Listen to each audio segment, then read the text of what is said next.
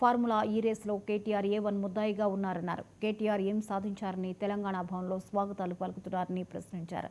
తెలంగాణ ప్రతిష్టను పెంచాలని గొప్పలు చెప్పుకోవడం సిగ్గుచేటని విమర్శించారు. తెలంగాణ ప్రతిష్టను కల్వకుంట్ల కుటుంబం ఎలా నాశనం చేసిందో అందరికీ తెలుసన్నారు.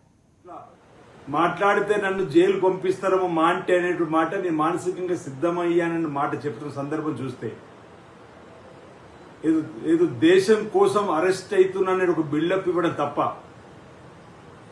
అవినీతి అక్రమాలకు కేర్ ఆఫ్ అడ్రస్ గా మారినటువంటి కల్వకుంట్ల ఫ్యామిలీకి ప్రజలు తగిన రెస్ట్ ఇచ్చినటువంటి సందర్భాన్ని గుర్తు చేస్తూ అసెంబ్లీ ఎన్నికల్లో మిమ్మల్ని ప్రతిపక్షానికే పరిమితం చేసిండ్రు,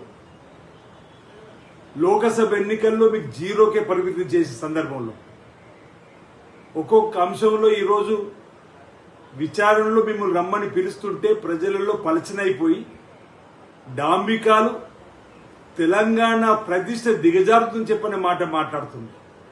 అసలు తెలంగాణ ప్రతిష్ట దిగజార్చింది మీ కల్వకుంట్ల ఫ్యామిలీ అనేది ఈరోజు తెలంగాణ ప్రజలు యావత్తు గమనించే మిమ్మల్ని పీకి పక్కన పెట్టి మీ కుర్చీని తీసి మిమ్మల్ని ఫామ్ హౌస్ గా పరిమితం చేసినటువంటి అంశాన్ని ఎందుకు మర్చిపోతుందో కేటీఆర్ అనే మాట మాట్లాడితే ఆయన మనసుతో ముఖ్యమంత్రి రేవంత్ రెడ్డి గారిని పట్టుకున్న హౌలేగాలి అనేటువంటి మాట, ఆ మాట తిరిగి హౌలేగాలి మీరేం చెప్పిన ప్రజలు అంటున్నటువంటి సందర్భాన్ని మీరు ఎందుకు గుర్తిస్తారని చెప్పిన మాట సందర్భంగా ఇప్పుడు కాంగ్రెస్ నాయకులందరూ కూడా ఇప్పటికే మీపై పోలీస్ స్టేషన్లో కేసు పెట్టినప్పుడు కూడా మీ భాష తీరును మార్చుకోకుండా ఇష్టానుసారంగా మీరు మాట్లాడే మాటలు ముఖ్యమంత్రిగా రేవంత్ రెడ్డి గారిని తులనాడే మాటలు మానుకోకపోతే కాంగ్రెస్ పార్టీ నాయకులు మీకు తగిన బుద్ధి తగిన శాస్త్ర చెప్తారు. సూర్యాపేట జిల్లా కోదాడ మండల పరిధి